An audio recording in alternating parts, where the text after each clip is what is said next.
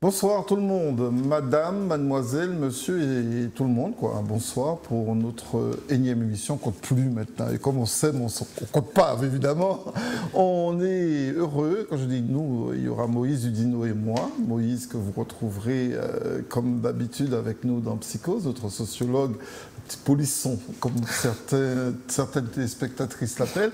Nous parlerons en cette fin de semaine où les femmes, et singulièrement les mères, seront vraiment à l'honneur à l'occasion de la fête des mères. Et nous avons choisi, peut-être un peu par provoque, qui sait, de parler des hommes. Tiens, on va parler des hommes et surtout de leur place dans nos sociétés antillaises, que ce soit Guadeloupe, Martinique ou par extension Guyane, encore que ça peut être différent en Guyane. La place des hommes, quelle est-elle? Est-ce qu'ils ont une place privilégiée, une place bien repérée? Y a-t-il pour vous des différences entre les hommes et les femmes dans nos sociétés, dans les places qu'ils puissent occuper? C'est de ça dont nous allons parler ce soir. Alors, nous avions un invité, mais sa place est vide. C'est peut-être symbolique, c'est peut-être significatif de quelque chose, oui, Moïse. Oui. Nous avions un invité, un homme, qui devait parler justement de la place des hommes, puis qui n'est pas là ce soir. Mais, allez, on ne va pas non plus faire de la psychologie de cabaret, c'est peut-être simplement le pur hasard. Nous savons que vous, par contre, vous serez là au 71 27 07, nombreuses et nombreux, pour nous dire, selon vous, les hommes ont-ils une place particulière dans nos sociétés antillo-guyanaises ou antillaises, Martinique, Guadeloupe, ou alors vous considérez que non, ils ne sont pas considérés. En fait, c'est vous qui avez la parole et c'est vous qui nous direz. Moïse, vous avez choisi ce sujet et vous tenez à cœur, parce que je sais que vous, au moins, vous avez une idée précise sur ce sujet seulement, mais sur le rôle ou la place de l'homme. Est-ce que pour vous, c'est nécessaire de pointer ça? Y a-t-il une bonne raison d'en parler? Absolument, puisque l'on parle de famille monoparentale déjà dans nos sociétés, on parle de femmes potomitans dans nos sociétés et on parle d'hommes absents. Oui. Bon. Donc il me semble naturel d'investiguer un petit peu, de regarder un petit peu ce que ça signifie, pas simplement les conséquences, mais les causes. Et il me semble que nous sommes dans une espèce de rapport social qui est en conflit. Conflit entre deux mondes sociaux, deux références sociales. Une référence que l'on va dire qui est une référence communautaire que l'on peut dire venant d'Afrique, venant des pays indiens ou de d'autres pays, où par exemple la famille est une famille rhizomique, c'est-à-dire que c'est une famille. Alors précisez, parce que rhizomique c'est plusieurs branches, avoir plusieurs branches. Oui. Et le contraire de rhizomique, c'est monolithique. C'est-à-dire un seul bloc. Un seul bloc, ce qu'on appelle la famille nucléaire en Europe, le père, la mère et les enfants. Mais alors, quelles sont les différences entre ces familles rhizomiques dont vous parlez et ces familles monolithiques? Et alors, quelle incidence aurait sur la place de l'homme dans ces familles? Alors, l'incidence, c'est quoi? En fait, il se passe qu'il y a des références que les gens ont naturellement inscrites dans leur mode de vie, dans leur fonctionnement, dans la constitution de leur identité, qui sont des déterminismes sociaux, personnels, familiaux, intellectuels, etc. Et on se retrouve avec une société qui, du coup, a un mode de vie, un mode de fonctionnement particulier qui est le mode de société occidentale, avec une famille, un père, une mère issus de valeurs religieuses, du monothéisme, et puis une autre société qui est basée sur une famille, peut-être dans le même sens, peuplée, multipliée, avec plusieurs femmes. Donc deux références complètement différentes qui rentrent en conflit. Cette entrée en conflit vient avec toutes les situations de violence qu'ont subies les femmes, toutes les mises à l'écart, toute la misogynie, qui conduit aujourd'hui à un phénomène qui prend de plus en plus d'ampleur, qu'on appelle de la misandrie. Alors, vous avez beaucoup de termes techniques, Moïse, on aimerait bien les comprendre. La misogynie, c'est quoi la misogynie? La misandrie, c'est la haine des hommes, pour simplifier. Donc la misandrie, ce serait le masculin de misogynie, qui est la haine des femmes. Alors vous pensez qu'il y a de plus en plus de haine des hommes? Oui, Qu'est-ce qu'ils ont fait ces hommes pour être aussi haïs? Alors, des violences. Des violences. Des absences. Mais aussi l'absence, non pas seulement dans la famille, mais dans la présence même dans la société. C'est-à-dire s'inscrire dans la société. Probablement parce que c'est un hédoniste. et qui ne cherchent qu'à jouir de la vie. Mais je ne crois pas que ce soit que ça. Je pense que la libération de la femme, les phénomènes sociaux comme la libération de la femme, les droits de la femme, ont conduit à un rapport de force entre l'homme et la femme. Ce qui me fait dire aujourd'hui qu'on va émasculer l'homme pour masculer la femme. Ce mot n'existe pas, hein, masculer. Hein, c'est un néologisme, un nouveau mot. Donc c'est juste pour expliquer qu'on prend quelque chose à l'homme qu'on met à la femme et qui fait que dans la société, nous avons de la violence. La violence, elle est morale. Alors quand vous dites qu'on prend quelque chose aux hommes, j'aurais aimé que vous soyez prêts. De quoi sont-ils privés dans ce que vous dites? C'est-à-dire de quoi sont-ils privés dans ce mouvement de libération de la femme? Alors aujourd'hui, on a passé plusieurs phénomènes sociaux qui sont un petit peu compliqués. Alors ce que je dis peut faire un peu révolter des gens, mais ce n'est pas la révolte, c'est juste de la réflexion et regarder les choses autrement. Pendant longtemps, quand il y avait des divorces, souvent c'était en faveur de la femme. La garde des enfants, en faveur de la femme. La pension alimentaire, même si la femme travaillait, en faveur de la femme, même si elle avait un amant, 2 amants et qu'elle trouvait d'autres choses. La place de l'homme est remise en cause par le travail parce que la femme, elle travaille aussi. Et qu'en plus de travailler, elle s'occupe du foyer. La place de l'homme est remise en cause parce qu'il subit le chômage. Il n'est plus du tout le pilier de cette famille, qu'elle soit monolithique ou qu'elle soit rhizomique. La femme devient l'égale de l'homme.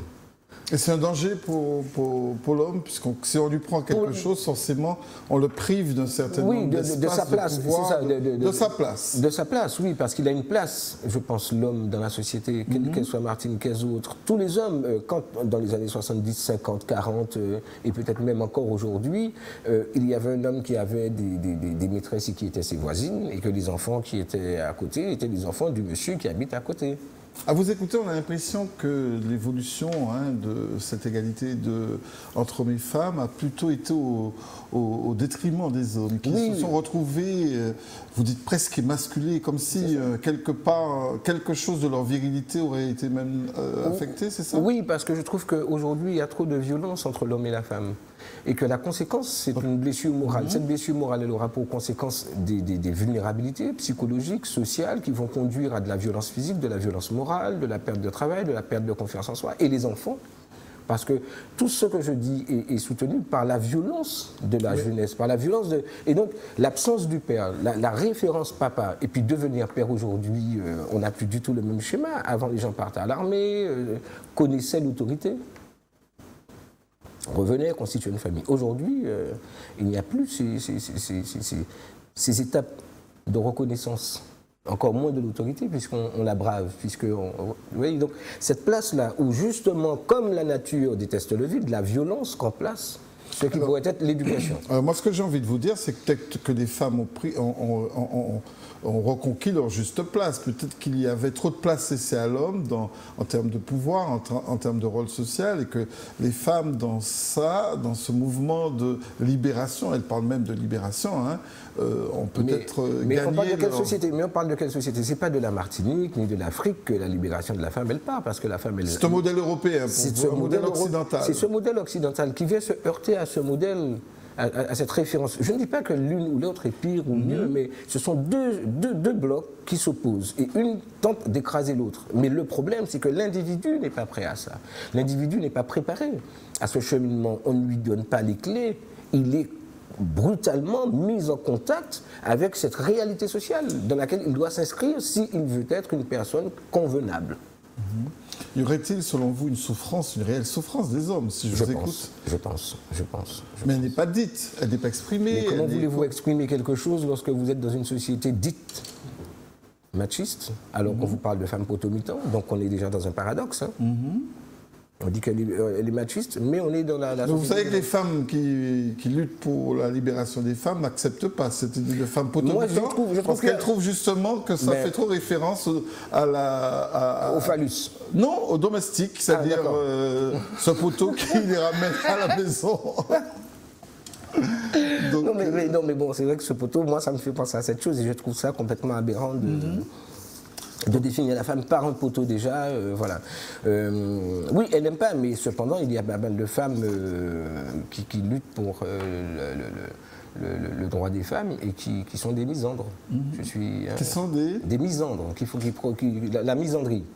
Oui, c'est-à-dire soyez précis pour que les gens comprennent. Qui détestent les hommes. Il y a un certain nombre de femmes qui luttent contre les violences, qui luttent pour l'égalité des gens et qui seraient pour vous des femmes qui détestent les hommes. Oui. Alors, quelle bonne raison on aurait pu avoir à détester un homme? Alors ça, chacun je ne suis ni omniscient ni omnipotent, mais je pense que c'est surtout lié à la violence, surtout lié à l'histoire des personnes, c'est surtout lié au rapport que ces femmes-là ont eu avec les hommes et la manière dont elles ont été considérées. Il ne faut pas nier ces violences qu'elles ont subies. Hein, oui, Moïse, quand je vous écoute, j'ai l'impression que cette harmonie homme-femme dans notre société, on y est loin du compte. Hein, il n'y a aucune harmonie, c'est une plaisanterie. C'est une vaste plaisanterie. Mais comment ça se fait qu'on cohabite comme ça? Alors, on est juste dans une cohabitation pacifique entre hommes et femmes. Ça, c'est pas fait mal. C'est tout à fait fragmenté. Moi, je pense que la société est fragmentée. Et puis, elle est même plus violente. Les femmes sont encore plus coquines que les hommes, je veux dire. Oui, mais elles sont aussi libérées que les hommes. Mais à quel moment, à part j'ai envie de dire, même pas à part le lit, à quel moment hommes et femmes se rencontrent pour quelque chose de construit Vous voyez beaucoup de gens, de couples qui se tiennent la main en Martinique dans la rue? C'est peut-être par pudeur, Et quand on va zouker, on arrive à se tenir les uns contre les autres. C'est aussi par pudeur, parce que quand on va zouker, il fait nuit, on n'a pas les lumières, on n'a pas qu'à danser au soleil. Mais si, on peut danser un grand jour. Et c'est peut-être... Là, vous faites référence à quelque chose de précis, mais moi, je parle aussi surtout de la construction sociale, des rapports bien ce que je suis entre hommes et femmes. Mais bien vous êtes en train de me dire que finalement, c'est pas aussi harmonieux qu'on le prétend, notre société. Il y a très peu d'harmonie, il y a très peu d'harmonie, donc il faut... toutes ces violences-là, qu'elles viennent des femmes, il y a des hommes battus. Hein. Vous pensez qu'ils sont si nombreux que ça? Je pense qu'il y a des hommes, s'ils ne sont pas battus, ils sont humiliés. Et que moralement, il y a des blessures morales que... D'ailleurs, c'était apparemment un témoignage comme celui-là que nous devons avoir. Mais alors, j'ai dans ma pratique effectivement l'occasion de rencontrer des hommes qui ont été violents et qui ont fait l'objet de condamnation et qui ont tendance à me laisser comprendre que mais bon, la justice, donc un outil social, parce que la justice est faite pour la société, et touche au bénéfice des femmes, mais les femmes peuvent être violentes. Et quand je leur demande, mais pourquoi vous ne portez pas plainte si les femmes sont si violentes, ils me disent, oui, mais on ne va pas reconnaître notre... Parce que ce n'est pas une pratique. Encore une fois, nous sommes dans une société où on dit que c'est une société qui est machiste. Alors, encore ce paradoxe. Donc est-ce que les hommes ne se plaisent pas aussi à être dans cette Mais vous savez, regardez aussi l'état des couples, l'état des familles, comment les familles s'explosent, les divorces qui explosent, les rapports sociaux qui explosent. Il faut regarder la réalité, il faut regarder cette réalité-là. Alors moi, je ne joue pas à l'autruche, hein, je regarde ce monde-là et je me dis, il y a trop de violence. Et le rapport entre hommes et femmes, sur la route, dans les rapports, les mecs qui essayent de jouer au macho, les nanas qui veulent jouer aux résistantes, à Rambo, bien sûr qu'il faut se faire respecter. Mais d'un côté comme de l'autre, chez les hommes et chez les femmes, un peu d'élégance. Mais ça manque. Mais ça manque parce que nous sommes dans une société où c'est... Alors nous alimenterions bien nos débats de vos interventions, 71 27 07, pour nous dire si vous partagez un peu ce qui se dit sous le plateau, ou alors avez-vous une opinion totalement différente. Ce serait aussi intéressant de nous dire ce que vous pensez, vous, les téléspectateurs, de cette place symbolique, imaginaire ou réelle, quelle qu'elle soit, de l'homme dans nos sociétés. Est-ce que vous pensez que, un peu comme Moïse est en train de nous l'expliquer, qu'il y a véritablement un écart dans ce positionnement et que nous ne sommes pas encore dans ce concordat pacifique entre hommes et femmes pour construire une société? Mais complètement. Et puis alors, ce qui tente de faire le lien dans tout ça, ce sont les religions. Les religions qui tentent de donner une lecture. Pourtant, la mixité, ça a l'air de fonctionner chez nous. Ça fonctionne au travail, par exemple. On fonctionne toujours, on fonctionne. On arrive à fonctionner, à mettre de côté des griefs, à mettre de côté des choses. Mais pour vous, c'est pas profond, c'est pratiquement... Je trouve que c'est un petit peu dommage, quoi. Il y a de moins en moins de complicité entre hommes et femmes, probablement. Il y a beaucoup plus de rapports de force entre les individus. Et c'est dommage. C'est dommage parce qu'on gagnerait davantage je pense, à mieux vivre en vivant dans le respect des uns et des autres. Ça n'empêche pas que, vous savez, l'imbécile n'a pas de couleur, hein, l'imbécile n'a pas de sexe, hein, il peut être masculin, féminin, voilà. Donc, d'ailleurs, ça s'écrit de la même manière pour les deux, je pense. Oui. Bon. Donc, le problème de la société, c'est comment on réussit à permettre, sans pour autant parler de multipartenariat et d'être... mais c'est l'homme, la souffrance qu'ont les hommes. On va parler de cette souffrance parce que on va la mettre à plat. Vous allez nous dire un petit peu les contours pour vous. Est-ce que cette souffrance, puisqu'on en parlera, comment elle se définit, comment elle s'exprime au quotidien. Mais là, nous avons un premier invité sur le plateau, 71 27 07. Bonsoir. Bonsoir, bonsoir. Bonsoir à tout le monde sur le plateau. Oui. Bonsoir Momo, Christian, la Guadeloupe, la France, enfin tous les pays environnants. Tout le club Zouk TV. Alors c'est Gérard, hein? Bon, oui Gérard, j'ai bien repéré. Alors Gérard, vous êtes un homme, donc vous pouvez nous dire, est-ce que vous pensez que votre place en tant qu'homme, elle est celle qui convient? Y a-t-il des manquements? Y a-t-il des choses qui ne conviennent pas? Ou alors, au contraire, êtes-vous tout à fait satisfait de votre place et du rôle que vous jouez en tant qu'homme dans cette société?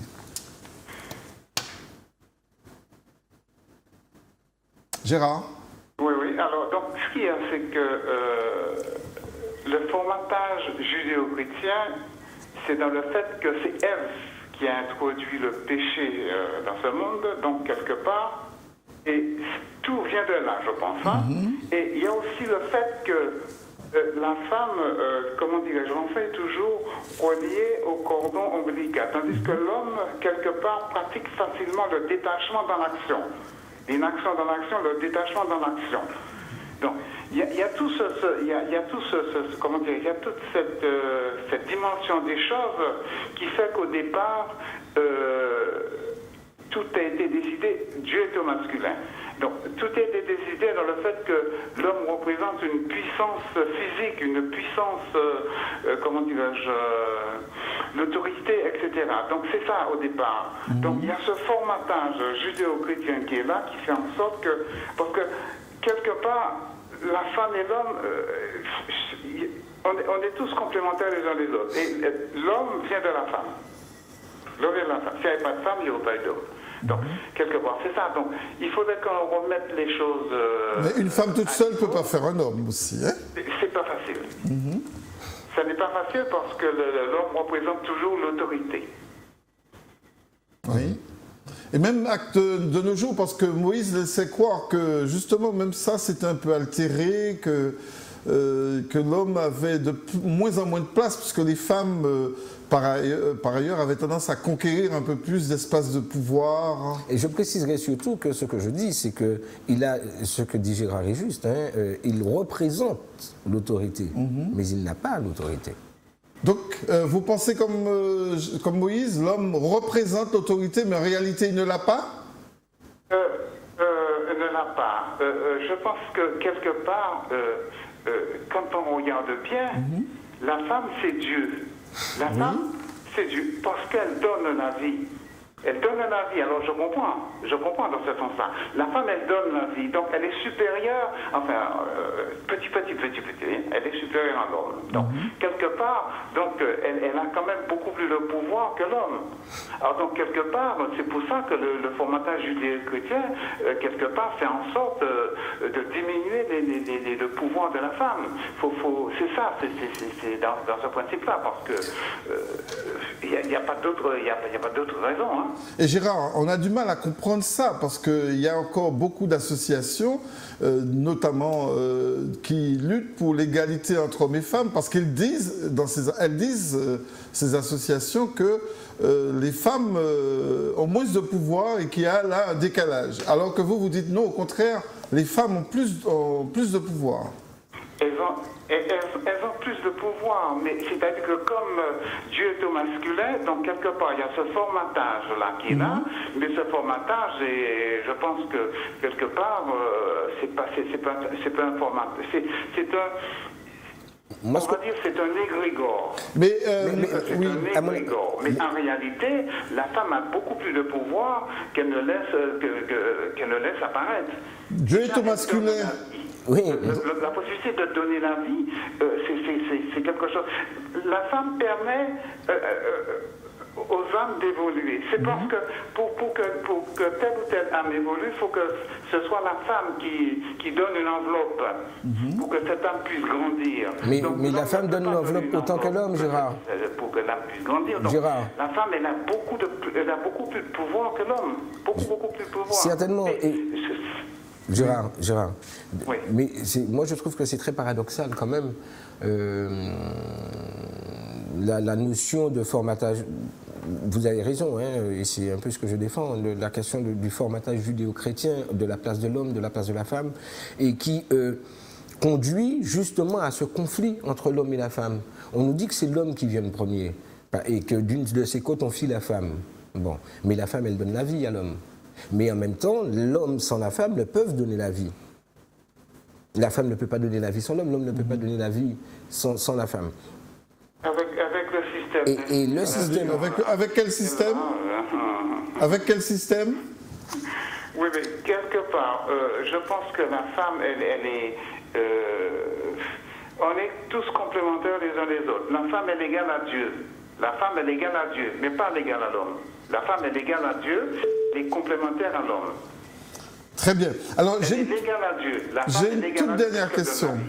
Vous disiez tout à l'heure, Gérard, dans votre explication, que effectivement dans les sociétés judéo-chrétiennes, Dieu est visiblement plutôt masculin, mais dans les sociétés, par exemple, indiennes ou hindoues, il y a quand même une déesse qui est puissante qui s'appelle Shiva, et pourtant, les hommes, les femmes, vous avez dû entendre comme moi, sont très mal traitées dans les bus, elles sont violées. Elles sont infériorisées. Et pourtant, voilà une déesse qui est femme. Oui, mais... Ça vous laisse perplexe, quoi. Mais quand on regarde bien, du côté séfarade, le Père, le Fils et le Saint-Esprit, Ashkenaz, Brahma, Vishnu, Shiva. C'est exactement la même chose. Oui. Le monothéisme ou le polythéisme du côté indien ou du côté de l'autre côté, du côté Sahara, c'est exactement la même chose. D'accord. Exactement la même chose. C'est la Trinité. Donc, on fonctionne pareil. C'est-à-dire que les noms ont changé. Le Père, le Fils et le Saint-Esprit, Brahma, Vishnu, Shiva. Voilà. Alors, Brahma, c'est le blanc, Vishnu, c'est le rouge, Shiva, c'est le bleu. Le Père, c'est le blanc, Jésus, c'est le rouge, et le Saint-Esprit, c'est le bleu. C'est exactement la même chose. Très bien. Gérard, merci beaucoup d'être venu nous donner votre point de vue. On note surtout pour vous, hein, parce que vous avez beaucoup insisté là-dessus, sur le fait que pour vous, les femmes ont plus de pouvoir parce qu'elles sont, selon vous, à l'image un peu à plus l'égal de Dieu. À l'égal de Dieu. Merci Gérard. À plus tard. Et bonjour à tout le monde. Et puis c'est une émission qui est toujours très agréable à écouter. Et puis vous faites notre conscientisation. Donc c'est une très très bonne chose. On vous remercie de votre soutien Gérard. À très bientôt. À très bientôt. Merci infiniment. Au revoir. Voilà quelqu'un qui est assis sur sa position. Hein, c'est assez nouveau de dire, tout compte fait, vous dites que les hommes sont inférieurs, mais non, parce que les femmes donnent la vie. Donnent la vie, elles sont à l'égal de Dieu, donc elles sont supérieures. C'est une porte d'entrée originale. C'est une posture intéressante. Mais qui n'est pas partagée, vous comprendrez bien, par tout le monde. Par tout le monde et certainement pas par le plus grand nombre. Enfin bon, on continue notre débat au 71 27 07. Bonsoir. Bonsoir, monsieur Fred. Bonsoir. Monsieur Monsieur Fred, bonsoir. Monsieur, oui, rappelle-moi.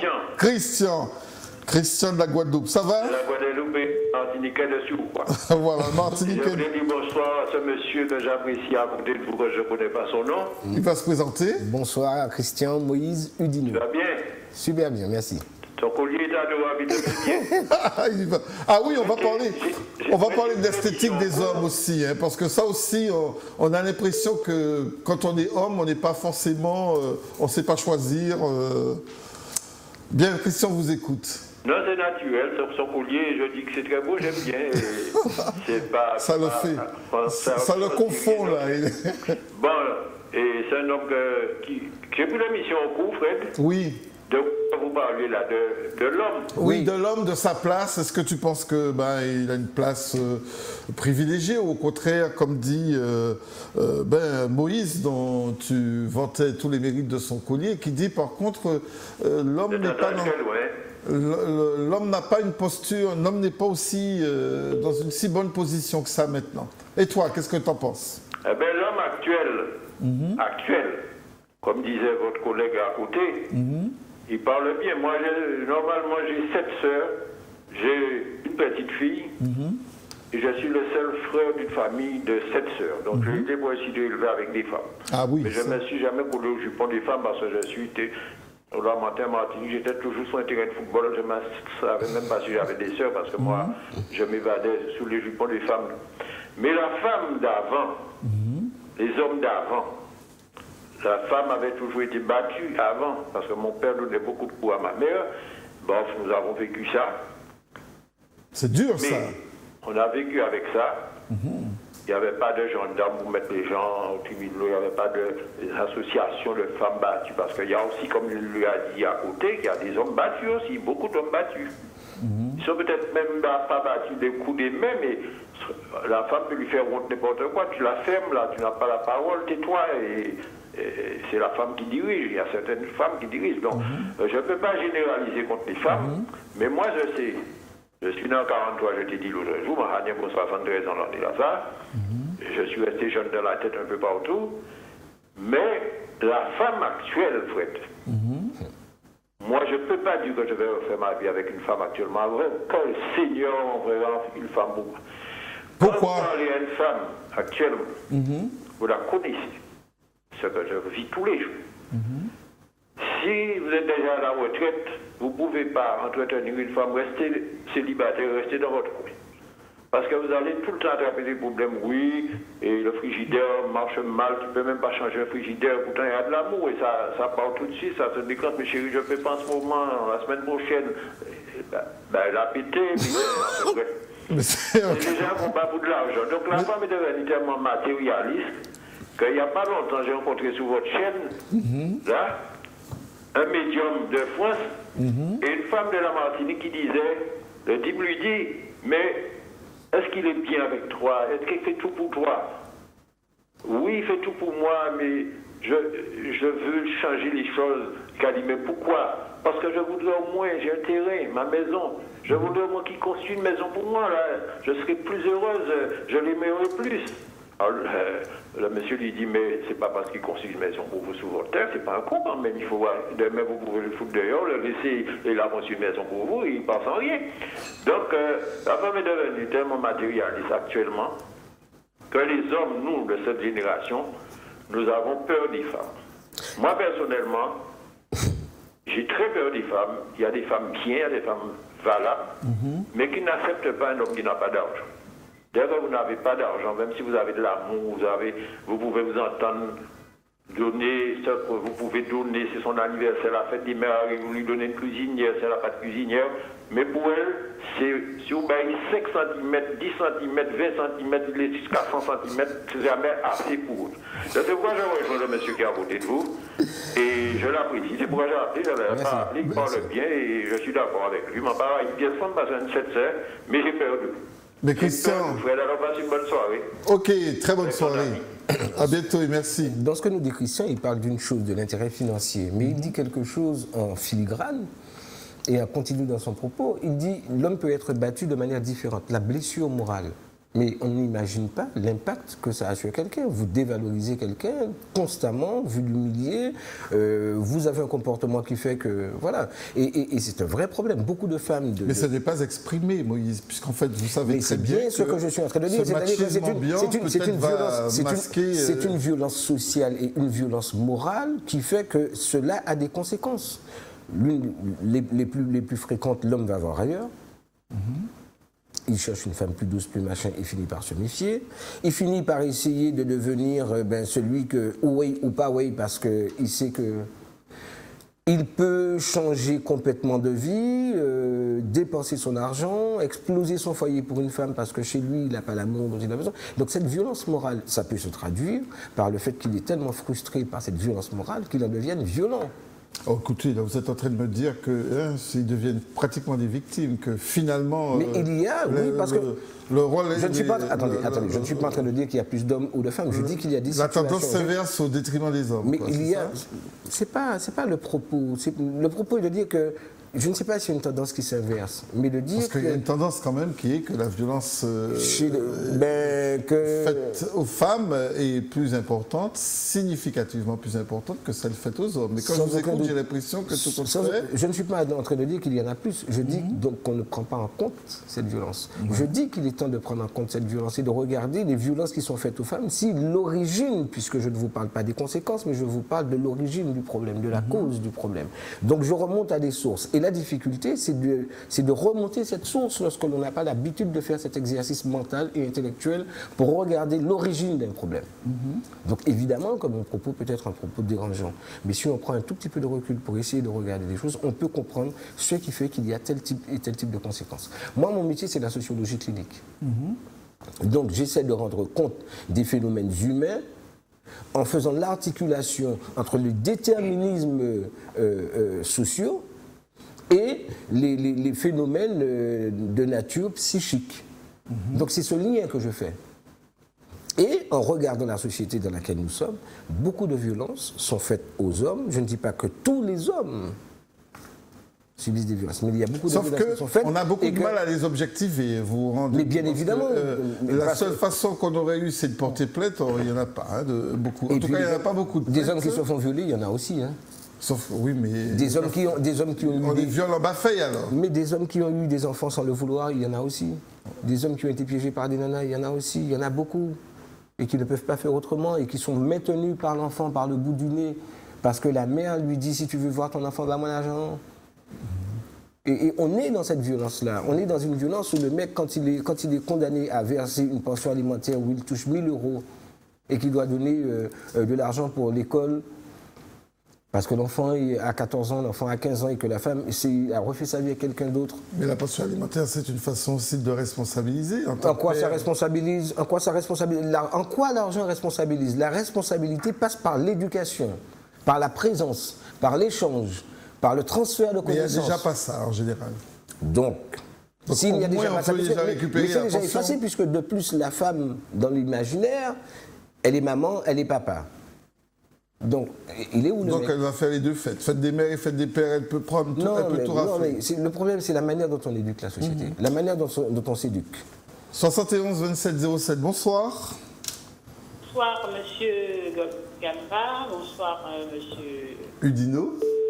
Ah. Oui. Et vous êtes, votre prénom ? Je suis Calixte. Calixte. Oui. On vous écoute, Calixte. Alors, dès l'origine du monde, l'origine de la création, la femme a fait pécher l'homme. Et comme la femme a fait pécher l'homme, eh bien, voilà. Mais l'homme dans tout ça, il est irresponsable. Car Dieu avait dit aux deux de ne pas toucher aux fruits de l'arbre. Enfin, c'est comme ça s'est passé. Hein. Alors, la femme a dit, c'est le serpent qui m'a fait manger le fruit. Et l'homme a dit, mais c'est la femme qui m'a fait manger le fruit. Donc, il y a l'irresponsabilité dès l'origine du monde. Dès l'origine du monde, l'homme était irresponsable. Les deux. L'homme, homme. Homme, oui, voilà. Bien sûr, l'homme générique. Hein. Les deux, ils n'ont pas pris leur responsabilité. D'accord. Voilà, du péché. Enfin, du péché. Voilà. Alors aujourd'hui, nous avons un monde créé par tout ce que vous voulez, judéo-chrétien et la religion, et voilà quoi. Et on met la femme, on a affaibli la femme par le péché. Affaibli la femme par le péché. Et puis, aujourd'hui, la femme a reconnu que l'homme n'avait pas pris ses responsabilités non plus. Aujourd'hui, on est en train de reconnaître que l'homme n'a pas été responsable du péché. Il n'y a que la femme responsable du péché, pas l'homme. C'est quand même terrible hein, quand on vit dans ce monde-là. Elle est aussi, Alors, elle est aussi responsable de la maladie lorsqu'on regarde depuis les années 80. Oui. Elle apporte la mort lorsque, par exemple, dans la lutte contre le VIH, c'est par la femme que cette maladie arrive à l'enfant. Non, mais c'est dans la représentation. Vous voyez ce que je veux dire? C'est-à-dire que dans la maternité, on a toujours accusé la femme. On lui a souvent donné le mauvais rôle. Oui. Vous voyez, donc c'est formellement qui n'est pas bon. Mais en même temps, c'est une manière de créer une opposition systématique entre l'homme et la femme. Et voilà. Et c'est là le danger qui fait que du coup, on pousse l'homme de plus en plus à l'extérieur de la société, va jouer dehors, et puis laisse les grandes personnes faire leurs affaires. Le problème qui se pose. Calix. Le problème qui se pose, le problème actuel des relations, de la relation homme-femme, c'est que l'homme de tout temps a eu le dernier mot. Et je vais vous dire qu'est-ce qui m'est arrivé, un monsieur qui me chante espéresse. Alors je lui ai répondu, comme je sentais où il voulait en venir. Et vous savez ce qu'il m'a dit? Tu as cassé mes affaires. Tu vois? Oui. Et on pouvait continuer la discussion sans casser ses affaires. Mais il était dans ses affaires, quoi. Voilà. Alors, mais vous comprenez ce que je vous dis? Donc, l'homme même a créé son monde. Et nous vivons dans un monde d'hommes. L'homme a créé c'est l'homme qui a créé ce monde-là. Et la femme était toujours à part. Vous voyez, donc, la en femme fait, était selon vous, Calixte, l'homme a construit un monde dans lequel il n'a pas intégré la femme, puisque vous dites qu'elle est à part. Il n'a pas intégré la femme, mais derrière tout homme, il y avait une femme. Attendez. Reprenons aussi les choses. Oui. Quand nos grands-parents, la maman ne travaillait pas, qu'elle était à la maison, qu'elle s'occupait des enfants, c'est une tâche qui est déjà très lourde. Assurer la logistique d'une famille, c'est quelque chose qui est extrêmement lourd. Oui. Gérer le budget que le mari va prendre à l'extérieur pour ramener, c'est une tâche qui est complètement lourde. Éduquer des enfants, faire des enfants devenir des hommes. Nous sommes en train de parler comme si les femmes étaient là à subir des choses. Elles ont eu un rôle déterminant dans la construction familiale. Elles ont eu un rôle déterminant dans l'éducation des enfants. Mais l'homme aussi a eu un rôle déterminant parce qu'il était là quand la mère, parce qu'il était à l'extérieur, qui était l'autorité quotidienne, l'autre autorité arrivait. Comme il était beaucoup plus fort, il pouvait bousculer un enfant. Sauf que Calixte est en train de vous dire, effectivement, qu'il y a eu des rôles, mais ils étaient forcément hiérarchisés. Celui qui portait l'argent, c'était celui certainement qui avait le pouvoir, non? Qui avait le plus de force et plus le moyen Pas forcément, hein. L'homme, même s'il portait l'argent, il n'avait pas forcément le pouvoir. D'accord. On est d'accord. Parce qu'il mettait l'argent sur la table. Et voilà. Vous voyez, vous comprenez ce que je vous dis? Oui, on vous écoute, oui. Il n'avait pas forcément le pouvoir. Et son rôle, c'était de nourrir sa famille. Et bien souvent, la femme était la mère qui éduquait l'enfant. Et le père, lui, quand c'était trop lourd pour la femme, à ce moment-là, intervenait. Mais parler de cette époque-là, l'époque de ma grand-mère, ces femmes-là ont beaucoup souffert. Du manque parce qu'avant les gens se mariaient, vivaient ensemble, ne s'aimaient forcément, ils ne s'aimaient pas, quoi. Oui, c'était la volonté de Dieu, il fallait faire. Vous savez, c'était terrible avant. Faut que nous, des fois quand je pense à ma grand-mère, je me dis mais elle a beaucoup souffert, quoi. Parce que voilà. Elles n'ont pas toutes souffert, les grands-mères. Moi, la mienne, je pense qu'elle a été très heureuse avec mon grand-père, que mon grand-père était très heureux de connaître ma grand-mère. Non, c'est pour ça que vous êtes très heureux petit enfant. Oui, mais je veux dire... Éduquer les enfants à être heureux et à être bien. Non, mais ce que je veux dire... À ne pas percevoir ce qui se passait entre les adultes. Non, mais elle parlait de sa grand-mère. Et je crois que vous évoquiez effectivement une situation qui quand même existait. Il y avait beaucoup de mariages qui étaient organisés, pas forcément forcés, on va pas dire, mais c'était pas loin de ça, quoi. Et puis aussi, les adultes, il fallait pas que les enfants sachent ce qui se passait entre les adultes. Donc la femme était là à éduquer l'enfant, à couver l'enfant, quoi. Et à ce que l'enfant trouve son équilibre. Et c'est comme ça que nous avons cette société que nous avons aujourd'hui. Alors, quelle est la place aujourd'hui, quelle est la place selon vous, Calixte, que les hommes occupent Les hommes occupent la place, mais ça n'a pas changé. C'est quoi, c'est-à-dire? Non, mais il ne faut pas dire que aujourd'hui la femme est plus libre et s'impose. Mais l'homme a toujours ces mêmes désirs de quoi? De domination? Hein? Comment? De domination, c'est ça?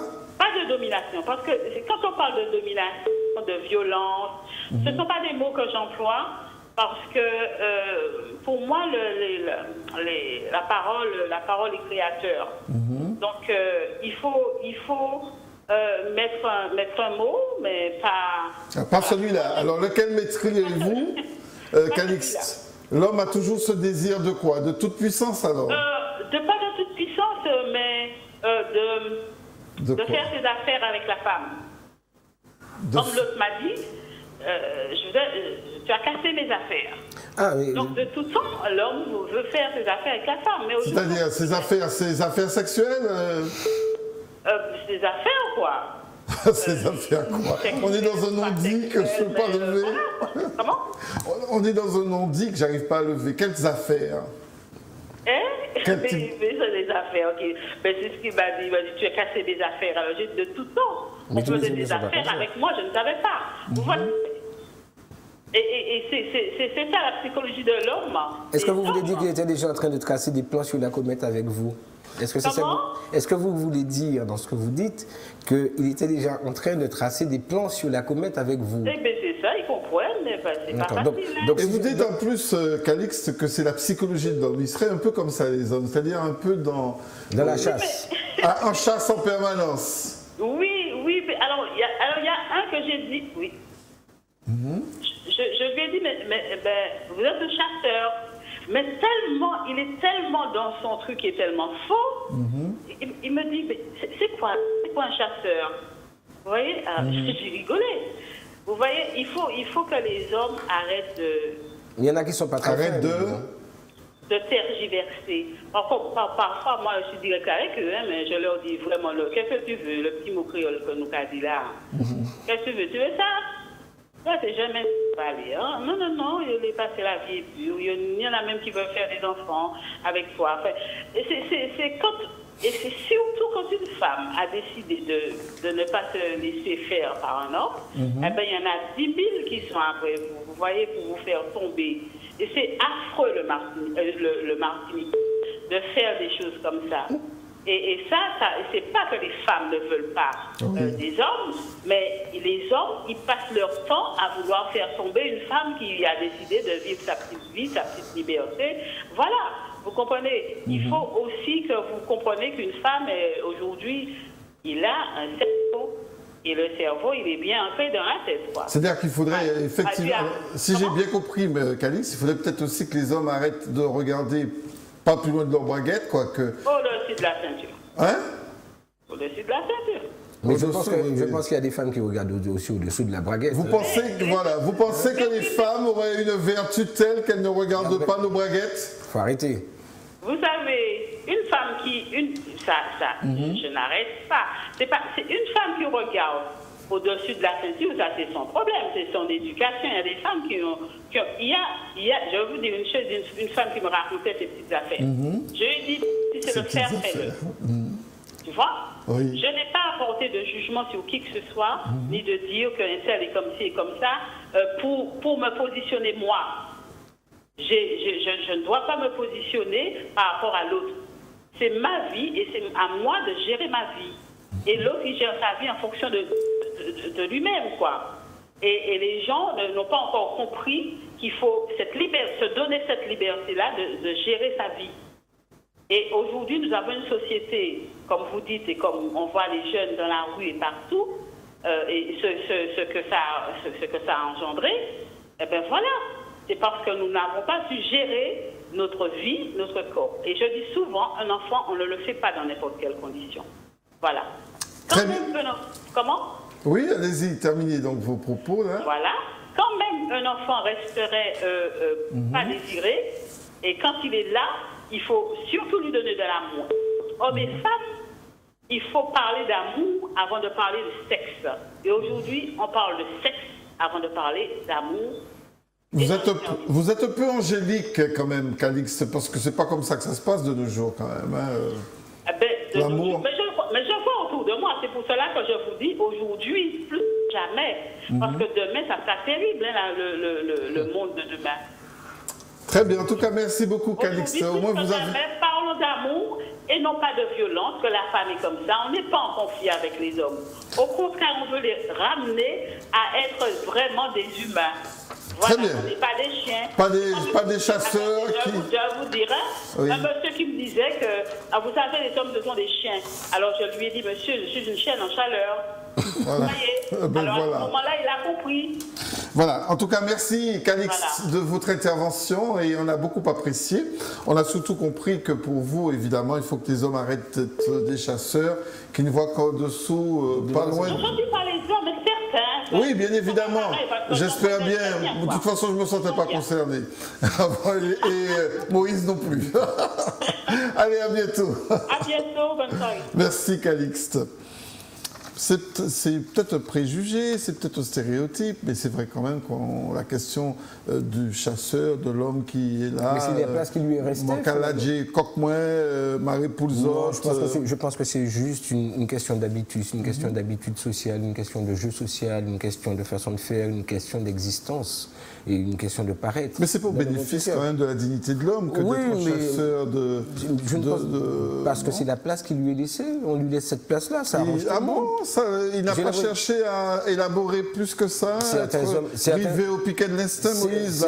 Certains hommes non, d'autres oui. On ne peut pas mettre tout le monde dans le même sac, on ne peut pas non plus dire qu'il n'y a pas de femmes qui regardent en dessous de la ceinture, de dire qu'il y a des femmes qui regardent, voilà. Il y a très certainement des femmes qui regardent qui sont bien plus coquines. La différence, elles ne le disent pas. On continue au 171 27 07, bonsoir. Bonsoir, Monsieur Galvard. Bonsoir. Monsieur le sociologue. Bonsoir. Je ne me souviens pas de votre nom. Donc, Monsieur Udino, il va falloir qu'on s'habitue avec son nom. Udino. Ok, enchanté. Votre prénom? Je me prénomme Tatiana, je vous appelle de Guyane, de Cayenne. Ah, quel bonheur de vous avoir. Donc, je ne serai pas très longue, juste pour dire que, bon, ben, messieurs, voilà, c'est triste, hein, tout ce que j'ai entendu jusqu'à maintenant. S'agissant de monsieur le sociologue, il me fait peur, enfin, l'amour existe, hein, messieurs, je suis désolée, hein, je suis une femme d'une quarantaine d'années en montant, l'amour existe, il y a des hommes et des femmes qui s'aiment, c'est vrai que par moments, il y a des hauts et des bas dans la vie, mais il y a des femmes qui savent ce qu'elles veulent et qui laissent la place à leur homme, et il faut que l'homme aussi, il sache prendre sa place. Il y a le dialogue qui existe. C'est vrai que quand on est plus jeune, on a tendance à être un peu impulsif. Bon, on découvre la vie, mais après un certain temps, quand même, on apprend à se connaître. L'homme doit savoir dialoguer. Et c'est à lui de prendre sa place aussi, pas en faisant du bordel, hein, mais gentiment, en dialoguant avec sa compagne. L'amour existe, messieurs. L'amour existe. Des femmes battues. C'est dommage qu'il y en ait. Des hommes battus, bon, j'ai entendu dire qu'il y en a un peu. Vous n'êtes pas très convaincus. Tellement que ça, je suis désolée, messieurs. Je pense qu'il y a beaucoup plus de femmes qui sont dénigrées, qui sont rabaissées par leurs compagnons, que l'inverse. Après, voilà. Mais l'amour existe, hein. Voilà. L'amour existe, hein. Il y a des gens qui se tiennent par la main. C'est vrai que nous, les Noirs, il y a le côté pudeur, bon voilà, on est très pudique peut-être à certains moments. C'est pas parce que je prends pas la main de mon compagnon dans la rue que je ne sais pas lui dire des mots doux. D'accord. Vous voyez un peu ce que je veux dire? Oui, bien L'amour sûr. existe, hein. L'amour existe. Bon courage, bonne soirée. Merci Tatiana et merci de nous avoir appelé de la Guyane parce qu'il est un peu plus tard pour elle en plus et il est déjà à Cayenne, si je ne me trompe, 22h21, la preuve que nous sommes en direct. Merci Tatiana. Pas très d'accord avec vous, Moïse. Ah, mais elle a le droit, mais c'est surtout tout à que fait la richesse de votre émission. C'est surtout que je ne justement. dis pas que l'amour n'existe pas. Je parle tout simplement de la posture, de la place de l'homme dans la société, du rôle qu'il jouait dans la société et du fait que la collision qu'il y a entre deux modèles sociaux, un modèle communautaire et un modèle occidental, viennent remettre en cause sa place et que les phénomènes sociaux, le chômage, la femme qui travaille, etc., lui enlèvent la place naturelle qu'il devrait avoir. Mais quelle place naturelle? Là, par contre, je Celle- voudrais que celle vous d'être- m'expliquiez en quoi le celle fait d'être que les aussi femmes présent- qui aillent c'est- travailler, qui ont plus maintenant de... La place naturelle de enlève une place naturelle. La place naturelle de l'homme, C'est quoi? C'est pas parce qu'il Dites-moi. travaille qu'il a une place naturelle, ce n'est pas parce qu'il amène de l'argent qu'il a une place naturelle. Je C'est- pense qu'il a oui, c'est- sa place, elle est de participer de la même manière à la vie de famille. C'est aussi, en cas de divorce, de pouvoir donner à l'homme l'autorité parentale. C'est aussi la possibilité... Vous savez que le droit français est plutôt en faveur d'une autorité parentale partagée en cas de divorce. Hein. De plus en plus. 90% des- aujourd'hui. oui. Parce qu'il y a un travail qui a été fait dans les années 80 et 90 qui a conduit à cette Oui. réalité-là. Bon. Mais jusqu'à là, ça a été très difficile. Et puis ensuite... Mais vous savez aussi, Moïse, que lorsqu'ils ont l'autorité parentale, en tout cas certains hommes, ben, ils ne savent même pas de quoi il s'agit, comme si quelque part ils étaient naturellement Mais aussi parce que... dépossédés de cette autorité parentale. Mais aussi parce que lorsqu'on est père, on participe pleinement à la vie de famille. On connaît la vie de ses enfants. Quand on est père aux Antilles, on n'est pas un peu, comme disait Livia Lezen, un peu oblitéré, cette Je ne suis psychologue pas, qui en a fait sa pas tout le monde, thèse. non, pas tout le monde. Je ne pense pas que tout le monde soit comme ça. Bon, voilà, il y a beaucoup d'hommes qui poussent leur landau, qui vont faire l'éducation de l'enfant, qui vont, voilà. Ça, c'est nouveau, ça, quand même. Vous dites qu'il y a beaucoup, c'est une nouvelle tendance. Mais oui, mais Dieu merci qu'on y arrive. Il y a des hommes qui aiment leurs enfants, qui prennent soin de leurs enfants, qui vont jouer avec eux, qui vont rire avec eux, voilà. Il y a Mais la encore beaucoup difficulté- qui sont absents dans cette fonction Mais tout simplement paternelle. parce que tout simplement, c'est Parce une que- notion dans laquelle les gens baignent depuis un moment. Quand je parle de la place de l'homme, c'est aussi pour interpeller C'est l'homme vrai sur que- sa propre position, mais aussi interpeller la femme sur la place qu'elle donne à l'homme. Parce qu'on croit mentalement que la femme est davantage compétente que l'homme pour gérer et éduquer les enfants, ce qui n'est pas vrai. Si on regarde dans la rue, qui c'est qui tape beaucoup l'enfant quand l'enfant fait... C'est des qui? bêtises. Ben, celui qui est souvent avec elle, avec lui ou avec elle. Les pères donnent de mauvais coups. Il y a des pères qui sont très violents, qui sont. Voilà, je parle d'une famille dans laquelle, quand on a de l'équilibre, quand on a de l'amour, quand on a de l'équilibre et quand on a du respect l'un vis-à-vis de l'autre, la famille évolue en général plutôt sainement. Alors, je calmement. prends un indicateur, parce que j'entends bien ce que vous êtes en train de dire, et après, il y a quelqu'un qui nous attend sur le plateau, qui frappe déjà au 71 27 07. J'entends bien, mais je prends un seul indicateur, Moïse. Lorsqu'il y a des réunions de parents d'élèves, c'est peuplé de femmes. Bien sûr. Et alors, ça vous paraît normal? Non. C'est naturel? Non, c'est bien ce que je vous dis. C'est bien ce que je vous dis. Quelle est la place qu'on lui laisse C'est la place qu'il a prise, ou qu'on lui octroie? qu'on lui a laissée. 71 27 07, bonsoir. Bonsoir. Oui, votre prénom? Oui, c'est Christian. Christian, qui est revenu. Je m'appelle, c'est de Sainte-Marie.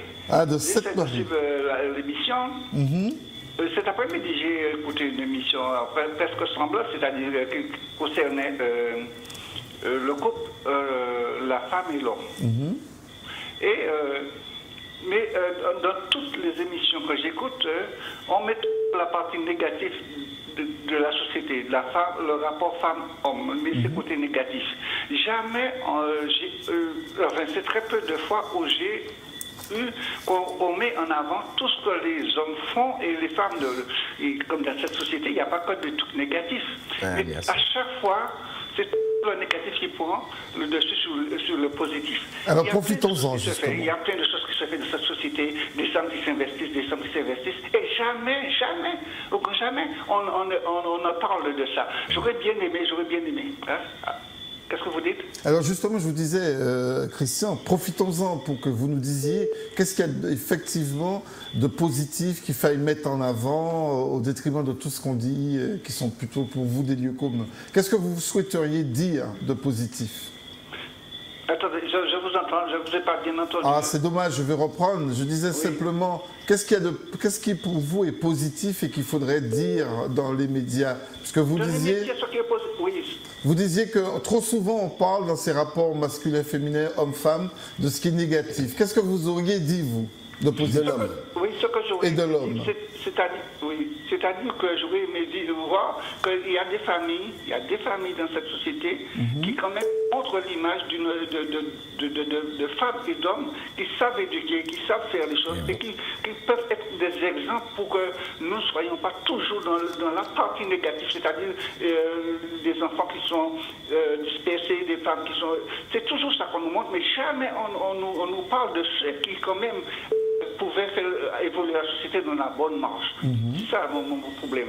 Bon, et Christian, mais c'est vrai parce que alors, moi, à l'inverse, c'est justement ce que j'essaie de faire ressortir en prenant une posture un petit peu différente pour montrer justement que lorsqu'on me dit que les hommes sont absents, dire qu'il y a des hommes qui éduquent leurs enfants. C'est ce que je faisais avec Fred lorsque je lui disais tout à l'heure qu'il y a des pères qui poussent le landau, qui voilà. Mais trop souvent, on nous met en avant, et je ne suis pas certain que ce soit toujours la réalité, même si les mamans vont à la réunion des parents d'élèves, on pourrait se poser la question de quelle est l'ossature familiale. Est-ce que ces mamans sont des mamans qui sont monoparentales ou est-ce que ce sont des femmes mariées avec un mari à la maison? Mais parfois, il y a le mari à la maison.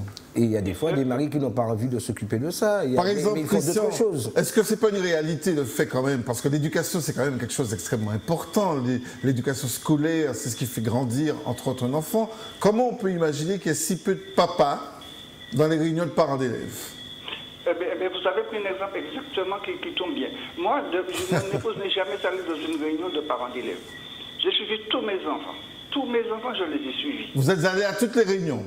Toutes les réunions. Maintenant, mon épouse n'a jamais été dans une réunion. Donc vous êtes effectivement cet exemple-là négatif, c'est-à-dire que donc vous y alliez sans contrainte, vous y alliez naturellement.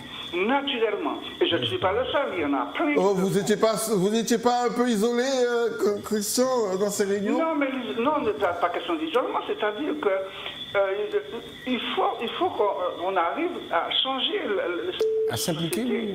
C'est-à-dire que c'est pas comme du négatif qu'il y a dans cette société, il y a des choses très positives, mais le négatif prend toujours le dessus, c'est-à-dire qu'on va si 90% de femmes qui font des bêtises, ces 10% de personnes sont supérieures à ceux que les 98% qui font du bien. Et jamais on en parle, jamais on en dit, jamais on en montre. C'est ça le problème. C'est comme ça qu'on dit qu'on voit souvent les trains qui sont en retard, jamais ceux qui sont à l'heure. Et Christian n'est pas seul. Moi, je connais des gens enfin, j'en ai vu plein qui. Enfin, Mais par rapport au néant, excusez-moi, c'est plein. Par rapport au néant, c'est plein. Vous vous en sentez bien, Moïse? Non, mais c'est juste. Bien, en tout cas, Christian, alors vous pensez qu'il faut peut-être là montrer ce qu'il y a de bien? Enfin de bien, sans faire de jugement de valeur, c'est montrer des valeurs positives. Des valeurs positives de l'homme. Il n'est pas seulement ce chasseur que Calixte voyait, il peut être aussi un acteur, un bâtisseur. Non, c'est pas ça que je voulais faire ressortir. Hein. Je voulais quand même, ce que je voulais dire, c'est-à-dire qu'au moins 50%. Si on montrait la société, 50% de ces phases négatives et positives. C'est-à-dire qu'on ne peut pas parler tout le temps de négatif sans pour cela voir la partie positive. C'est-à-dire qu'il faut il faut une balance. Parce qu'on n'en parle que de choses négatives. Cette société, et c'est pourquoi il y a tant de violence. C'est parce qu'il n'y a que ça. Mais il n'y a jamais quelque chose qui puisse donner espoir. C'est ça, pour moi, personnellement, c'est personnel.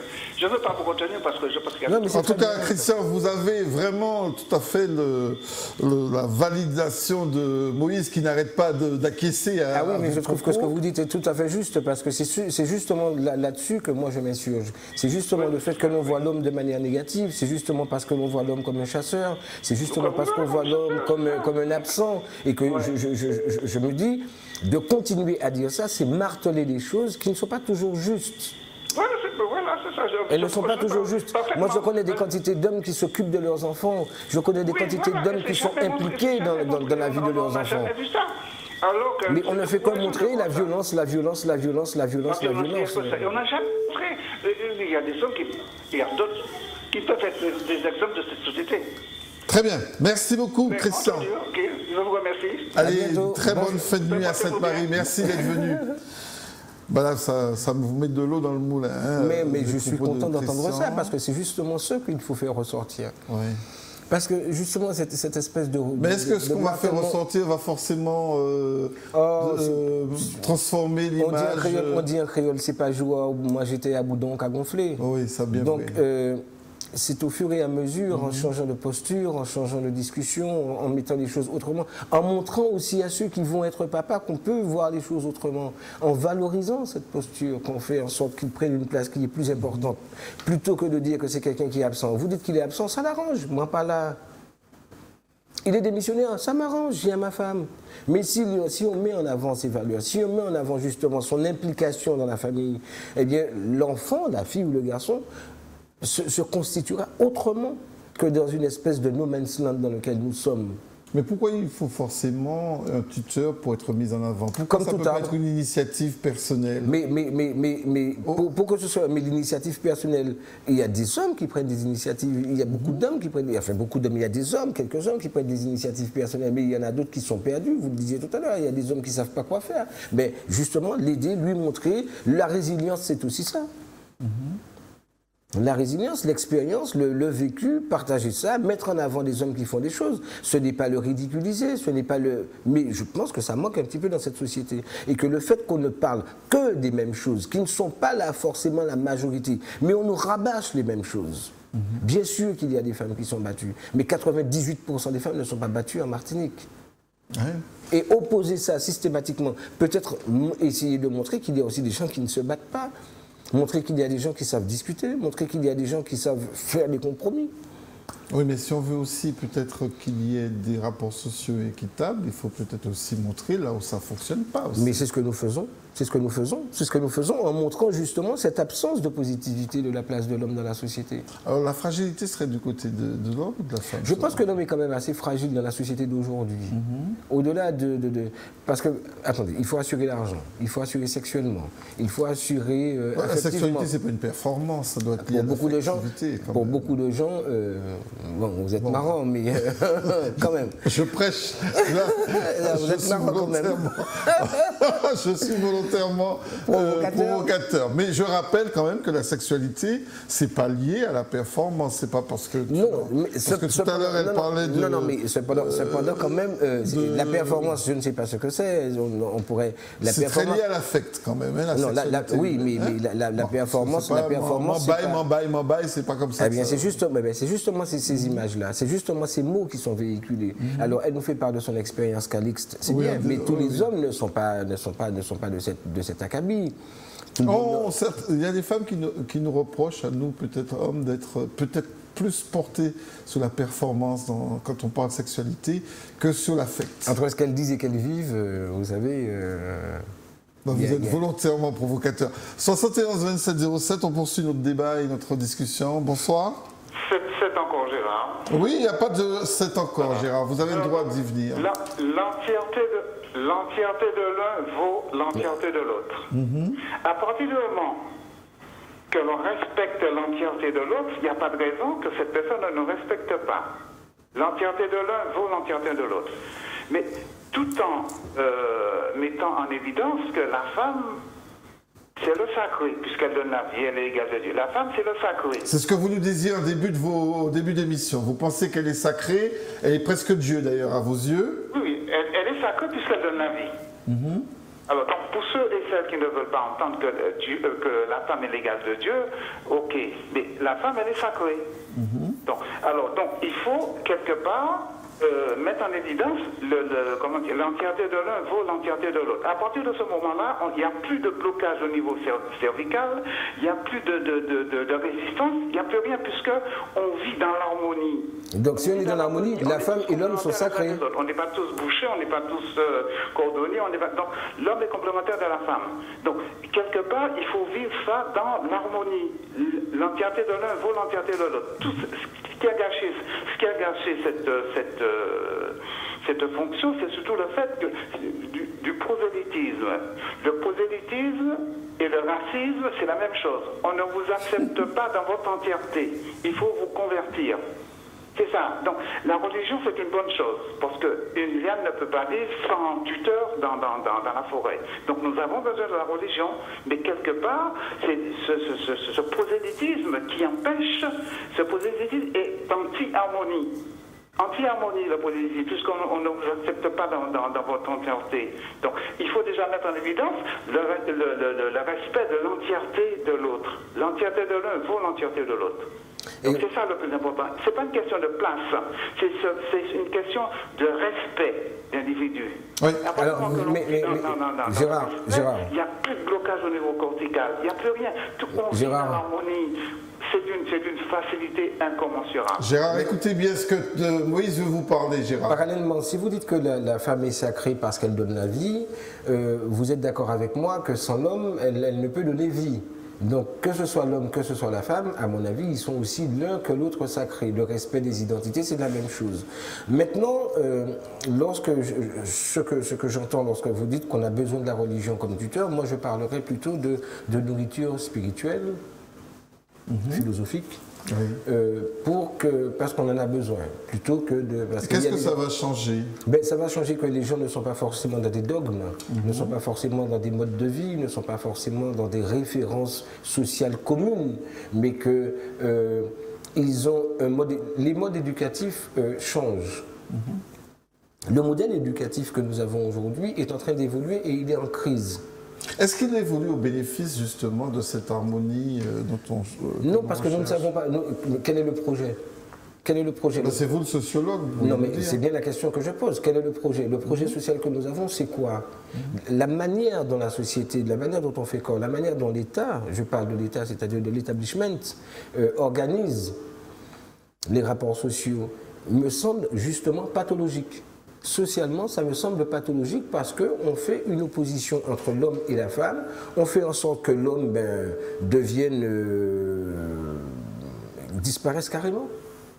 Oh, vous pensez? Oui, mais absolument. Vous savez, parce que on dit globalement, quand les jeunes, pourquoi on a ce problème de compréhension et de croyance de performance dans la sexualité? C'est parce que l'on fait croire aux gens que la sexualité, il faut avoir un sexe immensément long et complètement démesuré, tenant pendant des heures sans avoir un plaisir abouti, et que si ce n'est pas le cas, c'est fichu. Donc, vous qui ne voulez pas, parce que je vous rappelle que chez Adler, l'infériorité, c'est la panne sexuelle, c'est l'insatisfaction sexuelle, et que pour l'homme, le problème c'est de se débarrasser de cette infériorité. Ça veut donc dire quoi? Que si vous êtes fort, vous êtes puissant, c'est deux notions, de force, de puissance, de vigueur. Vous êtes un homme, mais si vous n'avez pas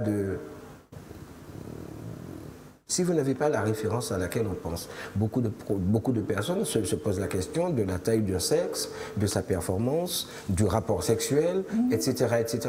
Et que même cet élément-là remet parfois en cause l'amour. Et j'ai vu une femme un jour... Vous êtes avec nous encore, Gérard? Oui, je comprends. Voilà, tout à fait. Vous pouvez réagir aux propos si vous souhaitez. Non, mais je veux agir dans le sens que... quelque part, c'est toujours pareil, c'est le non-respect de l'autre. Le non-respect de l'autre. Parce que quand on a quand on met en évidence le côté sacré de la femme, elle est sacrée. Donc, je pense qu'à partir de ce moment-là, il y a un respect qui se met en place. Il n'y a plus de débordement. Il ne peut plus y avoir de débordement puisqu'il y a un respect. À chaque fois, s'il n'y a pas de respect, il y a un débordement quelque part. Très bien.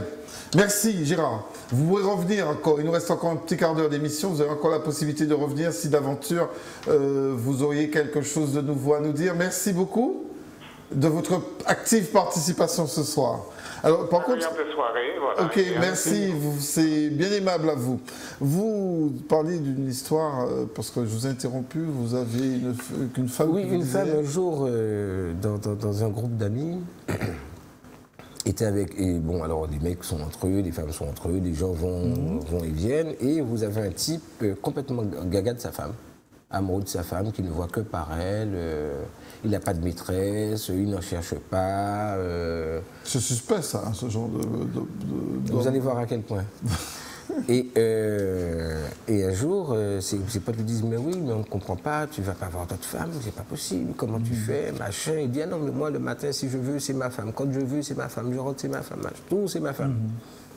On ne peut pas me refuser parce qu'elle m'aime, machin, il vante les mérites de sa femme. Et cette femme qui était un petit peu particulière. Vient et dit devant ses amis, parce que tu crois qu'avec ce que tu as entre les jambes, tu me fais quelque chose. Elle a détruit le mec. Oui.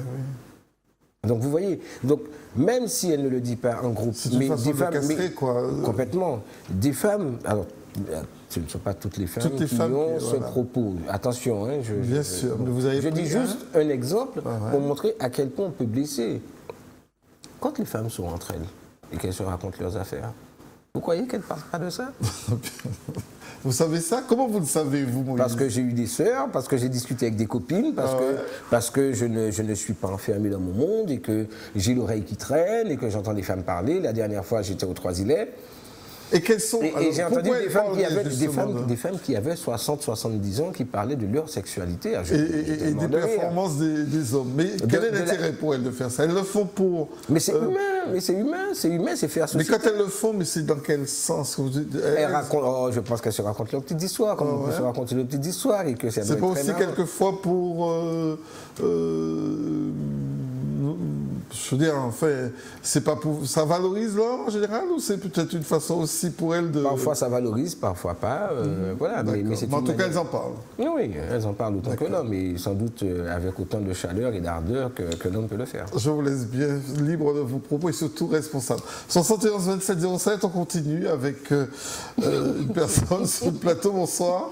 Faites encore moi, Christian de la Guadeloupe. Ne dis pas encore, Christian. C'est pas Christian de la Martinique, hein, Christian de la Guadeloupe. Christian de la Guadeloupe. Oui, tu voulais ajouter quelque chose, Christian? Je devais rectifier certaines choses. Oui, vas-y. J'ai été marié, un homme marié à une étrangère qui avait un salon de coiffure. Et ma fille avait 5 ans. J'ai été au tribunal, j'ai eu l'autorité parentale. Oui. J'étais commercial sur route et il m'arrivait tous les soirs à 5-6 ans aller chercher ma fille pour l'emmener jouer, faire du vélo. Tous les soirs. Et tous les week-ends, vendredi, samedi, dimanche, je l'avais. Et chaque mois, je l'avais. Je descendais dans mon pays avec, à 5 ans, 6 ans, 7 ans, en Martinique. J'allais chercher cet enfant matin, midi, quand elle était en 6e, 5e, 4e, 3e, jusqu'au bac. J'allais chercher cet enfant matin, midi et soir. Et sa maman ne pouvait pas. Quand il y avait une réunion de parents d'élèves, c'était moi. Quand il avait un problème à l'école, je suis sur la route, c'est sur mon portable qu'on m'appelait pour venir voir l'enfant. Un jour, elle a été à la Dominique en maintien de langue parce qu'elle a bac littéraire. Et elle a attrapé froid et j'étais sur la route. C'est moi qu'on a attrapé. On m'a dit qu'elle est chez un médecin. Après, j'ai le cordon que c'était moi. Je n'ai même pas la maman était dans son salon. C'est pour dire que j'ai élevé cet enfant et jusqu'à maintenant, elle a 29 ans, elle est coiffeuse, elle est toujours avec moi. Sa petite fille qui a 3 ans maintenant, je l'ai élevée de 8 mois jusqu'à 3 ans. Hier soir, elle était avec moi encore. Donc vous êtes en train de confirmer, Christian, vous êtes en train de confirmer que... Ça qui veut dire qu'il y a des hommes ne sont pas faits en série. D'accord. C'est ça, vous confirmez les propos de Moïse qui disait qu'il y a bien des hommes qui peuvent élever des enfants. C'est pour ça que je vous ai dit, alors qu'il y a des hommes aussi, comme Moïse a dit, qui ont des enfants non voulus. Ouais. Fred, je t'entends bien, je te vois parler, mais je ne t'entends pas bien. Tu m'entends pas? Je t'entends maintenant un peu, parce que tu n'es pas assez ouvert ton truc pour que je puisse t'entendre bien. Ben ça, il faut voir ça avec la régie et Yannick fait tout pour que ça fonctionne bien, rassure-toi. Donc, je dis que c'est comme Moïse dit, qu'il y a des hommes qui font le travail de père. Vice-versa, que la maman travaille, elle est dans la police ou pas, ou l'homme est plus libre, il est commercial, il y avait des hommes des SRPJ, tout ça, qui allaient chercher nos enfants. Nous sommes nombreux. Mais vous voyez, là où j'habite, il y a des crèches. Il y a tellement d'hommes qui viennent emmener leurs enfants à la crèche, ils viennent chercher leurs enfants. C'est une joie de voir ça. Alors je ne peux pas laisser à n'importe qui dire que les hommes ne font pas leur devoir. Ça c'est du pipeau, du pipi à chat, du cinéma. Merci. Okay? Merci. Et là-dedans... Ok, salut Christian. Et dans le prolongement, je dirais qu'on entend beaucoup plus de femmes dire aujourd'hui, m'a pas brisé un homme. Ouais. Ben oui. Donc... Papa, c'est la CAF. Vous savez comment on appelle les hommes à la Réunion? Les sacs de riz. Ils nourrissent toute la famille. Mais vous voyez, pour vous dire à quel point, des fois, jusqu'où on va dans la société, le sac de riz. Mais vous pensez que c'est en réintroduisant la place du père que nous allons remasculer, entre guillemets, l'homme? Oui, et puis peut-être en repensant la famille, en revoyant la famille, en remettant en cause les structures d'aujourd'hui. Je ne sais pas quel est le projet social que l'on peut avoir. En tout cas, ce que je vous propose à ce stade d'émission, puisqu'il reste très peu de temps, c'est peut-être de regarder quelques propos tenus par des personnes que nous avons rencontrées dans la rue sur la place que pourraient occuper les hommes. Et puis après, je vous invite à réagir.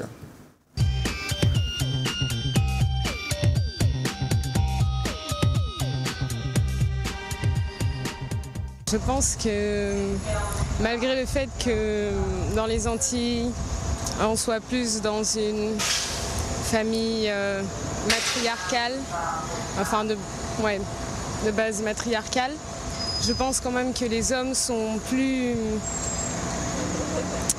je sais pas valorisés, mais ils sont quand même plus mis en avant peut-être que les femmes, et que les femmes restent vues un peu comme moins, voilà, enfin moins, je sais pas trop comment dire ça, voilà, à peu près.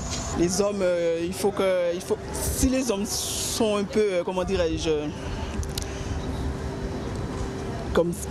si les hommes sont, comment je peux vous expliquer ça, sont impressionnés aussi, ils sont impressionnés par leurs femmes, ils sont gentils. Et les femmes sont considérées comment alors ici? Bon, il y a les femmes aussi qui ne sont pas gentilles aussi. Il y a des femmes qui sont gentilles, il y a des femmes qui ne sont pas gentilles. Les hommes aux Antilles, il y a beaucoup d'efforts à faire.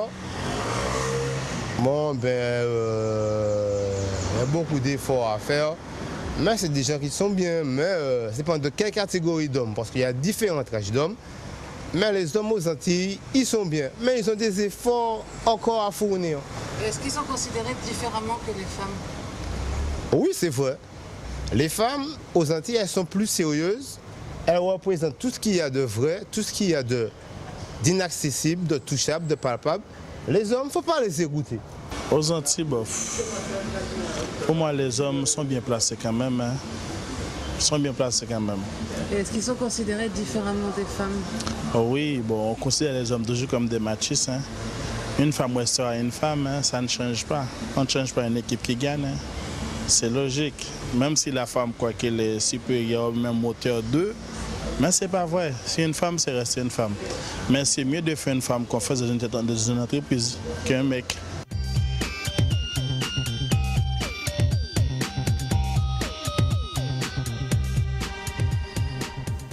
Oui, Moïse, vous voyez bouillir quand même à certains propos. C'est surtout, par exemple, quand on entend, c'est quand même mieux de faire confiance à une femme qu'à un homme, parce que bon, un mec, attention, je ne suis pas.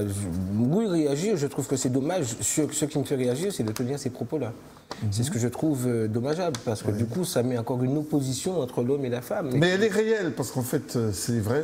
Elle est réelle de quel point de vue? De point de vue sociétal. Vous n'allez pas me laisser croire que c'est une harmonie parfaite, que tout va bien entre hommes et femmes. Ah non, ce n'est pas du tout ce que je dis. Ce que je suis en train de vous dire, je vous dis justement qu'il n'y a pas d'harmonie entre l'homme et la femme, mais que de dire qu'il faut faire plus confiance à une femme qu'à un homme, je trouve que c'est mis encore en opposition. Alors, par contre, c'est peut-être lié aussi à l'expérience de la personne, parce que chacun positionne l'homme dans le rapport qu'il a avec lui dans sa vie quotidienne. Cette femme qui a, dans ses mimiques, quand elle parlait des hommes, on sentait qu'il y avait une certaine tendresse, une certaine... voilà. Donc, évidemment. Mais ce que je retiens surtout, c'est les représentations sociales sont bien ancrées. Ben oui, mais bien sûr. Elles sont bien ancrées et en fait, les gens, finalement, se disent, comme on dit que l'homme est, alors que... C'est pour ça que je vous trouve dans une certaine béatitude quand vous dites qu'on peut transformer ça, parce que moi je vois en face des représentations tellement ancrées, et on les appelle même des archétypes, tellement elles sont bien, que je n'imagine pas que les choses ont changé aussi facilement. Je reste persuadé que l'homme est perfectible.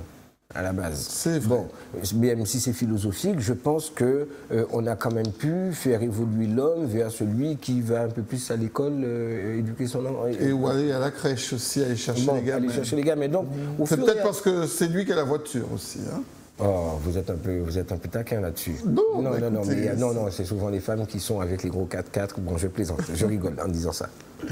Mais en fait, en réalité, je pense que c'est un travail pédagogique, c'est un travail éducatif que nous sommes en train de faire et auquel nous participons, et qu'il est bon quelquefois de se rappeler que l'homme et la femme sont des égaux et que la société dans laquelle nous sommes, avec tout ce qui existe et qui permet à la femme d'avoir sa liberté, comme on dit, mais la liberté, on parle de quoi comme liberté? Est-ce que c'est la liberté financière? Est-ce que c'est la liberté de mouvement? Est-ce que c'est le fait qu'elle puisse décider que demain elle jette le mec de chez elle? Est-ce que, voilà, des personnes qui ont vécu des choses et qui, du coup, ont bâti avec leurs femmes. Moi, je connais un monsieur que je vois très souvent et que je salue, Jean, qui, lui, a bâti sa maison, a construit sa maison et sa femme veut le mettre dehors pour récupérer cette maison. Alors que ce monsieur s'est battu, il est parti de rien pour arriver au fur et à mesure et progresser et risque d'être dépossédé parce que sa femme a demandé le divorce, parce que à un moment donné, de plus en plus de femmes demandent le divorce et se disent que leur mari, voilà. Et les mecs se retrouvent où? Il y en a qui se retrouvent dans la rue, il y en a qui boivent, vous avez beaucoup d'hommes qui boivent, qui sont décharnés, qui sont malheureux, qui sont devenus des ivrognes parce qu'ils ont vécu une blessure morale, une déception amoureuse. Oui, mais j'ai aussi vous envie de vous opposer une réalité sociale dans notre collectivité territoriale. Nous avons 34 communes, il n'y a quand même que 2 femmes qui sont mères. Est-ce que ça veut dire que la politique, c'est quand même une affaire d'hommes, malgré tout? Hein? Non, ce n'est pas du tout mon propos. Je pense que ce n'est pas parce qu'il n'y a que des femmes qui sont mères que derrière, il n'y a pas des femmes. Parce qu'il n'y en a pas. Hein? Mais 34 sur 2 sur 34, c'est il y en a très... probablement qui sont dans les coulisses et qui sont peut-être les personnes qui aident ceux qui sont là, les hommes à avancer, etc. Je ne pense pas que c'est parce qu'il y a de la visibilité qu'il n'y a pas de pouvoir de l'autre côté de la femme. Voilà, donc évidemment, il y a probablement des choses à changer, mais est-ce que les femmes ont forcément envie toutes de faire de la politique? Et est-ce que finalement les femmes qui font de la politique ne se conduisent pas comme des hommes? Autrement dit, vous êtes en train de me dire que ce serait une affaire d'hommes? Non, c'est pas ce que je suis en train de vous dire. Vous vous interrogez sur le fait de savoir si ce ne sont pas finalement... Je pense que la politique est une affaire d'individus et de citoyens. Qu'on soit homme, qu'on soit femme. Cependant, l'évolution de la société nous conduit à avoir une opposition entre hommes et femmes. Le « pas briser un homme », je ne pense pas que ce soit la meilleure idée. Voilà, parce que je pense que pour constituer la société, pour permettre qu'elle évolue, l'homme et la femme ont besoin d'exister, de coexister, même s'il y a des conflits. Ça ne veut pas dire que le conflit soit quelque chose de négatif, puisque le conflit lui-même est générateur de transformation et de changement. Et que probablement ce que j'essaie de faire, c'est de créer un conflit dans la pensée, de faire une espèce de disruption, d'accord, d'apporter un élément différent dans la pensée pour une réaction nouvelle et peut-être une considération différente. Il y a peut-être un dernier invité qu'on pourrait prendre au 71 27 07, puisque il frappe à la porte. Bonsoir. Allô, bonsoir. Oui, bonsoir.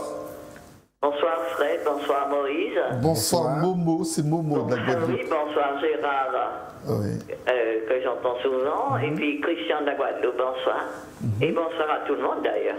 Oui, alors on t'écoute Momo parce que tu vas clore le débat. Déjà, Ève a porté le péché, mais est-ce qu'il n'y a pas une de serpent autour d'Ève? Alors qu'est-ce que tu veux dire par là de point de vue symbolique? Elle a été tentée aussi. Bon, ça c'est une chose, je ne vais pas aller plus loin dedans parce que je ne suis pas très renseignée là-dessus, mais si, elle n'a pas fait toute seule cette faute. Ensuite, je dis que dans la conversation, on mélange tous les hommes. C'est-à-dire qu'il faudrait prendre les hommes par catégorie, par âge. Parce que des hommes de 60 ans à peu près, 71 ans, et plus, enfin, hein, ils veulent ressembler à leur père. Leur père qui a toujours décidé que tout ce que le père a fait est bien fait. Donc eux, même s'ils n'ont pas la force d'être celui qui est le père qui a bien fait, il prend une carapace, il se la met et il marche sur le flanc de la femme parce qu'il fait comme son père. de ce temps-là, elle se taisait, elle l'acceptait. On ne savait pas, parce que voyez un couple comme ça dans la rue, il se tient peut-être pas par la main, mais vous ne direz jamais qu'ils ont des problèmes. Parce que des problèmes, ils ne les montrent pas dans la rue, mais chez eux, c'est la bagarre, c'est les coups de l'homme vers la femme. Maintenant, je ne connais pas d'homme battu, mais je crois savoir que ça existe maintenant. Hein. Et si on prend un jeune homme,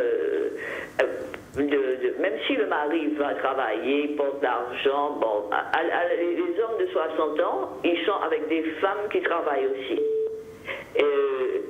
Quand on prend un jeune homme de 44 ans maintenant, c'est lui qu'on voit à la crèche. C'est pas l'homme de 60, 70 ans qu'on voit à la crèche. Ou peut-être on le verra à la crèche parce que, bon, ben, il est en retraite, il n'a plus rien à faire. Mais le garçon de 40 ans, 44 ans, il s'occupe de son gosse. Il s'occupe de son gosse du début de la journée jusqu'à la fin. Il va à la crèche, il joue avec lui, il l'emmène en promenade. Je crois qu'il faudrait les prendre par groupe d'âge. Alors, Momo, oui, alors si j'ai bien compris, parce qu'il faut peut-être que nous rendions l'antenne pour une autre émission, si j'ai bien compris ce que tu es en train de dire, que ce rôle a évolué et qu'il faut dissocier les générations. Il y a une sorte de modernisation du rôle, de transformation, selon qu'on soit plus jeune. Vous êtes un homme, oui. Vous pensez que vous aimez cet homme.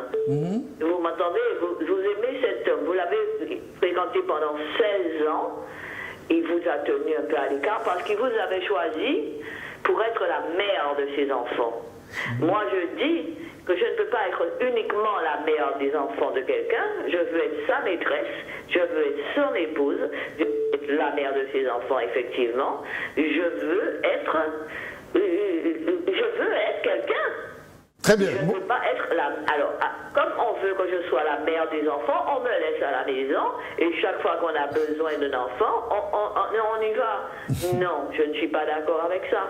Très bien. Momo, je propose qu'on reprenne la discussion lors d'une prochaine édition, parce que... Mais Moïse, c'est un jour quand il viendra, parce que la prochaine fois, tu viendras peut-être avec quelqu'un d'autre, je sais pas. Non, Moïse, il vient. Alors, je crois que tu n'as pas entendu ce que j'ai dit. Moïse est dorénavant mon compère dans l'émission. On va la faire ensemble, donc il sera toujours là. Ah ben d'accord, parce que je n'avais pas entendu ça au début. D'accord. En tout cas, Momo, je te remercie d'être venu. Passe une très belle fête des mères. Aïe, aïe, aïe. Ben, c'est pas vrai, tu vois, je l'aurais pas, cette fête des mères. Ah ben oui, ben écoute... Et j'allais te dire aussi que je dis pas... Les hommes ont peur des femmes actuellement, mais c'était pas... Non, ils ont peur des femmes actuellement. Et moi, je ne regarde pas directement au niveau de la braguette. Je regarde d'abord le nez. Le nez. Oui. On va y revenir, hein. Alors, parce que là, après, je vais sur la braguette. Ça fait l'objet d'une autre émission. Merci, Momo. Et merci d'ailleurs à Christian, Tatiana de la Guyane, Calix, Christian de la Guadeloupe, Gérard. Enfin, c'était vraiment interterritorial ce soir.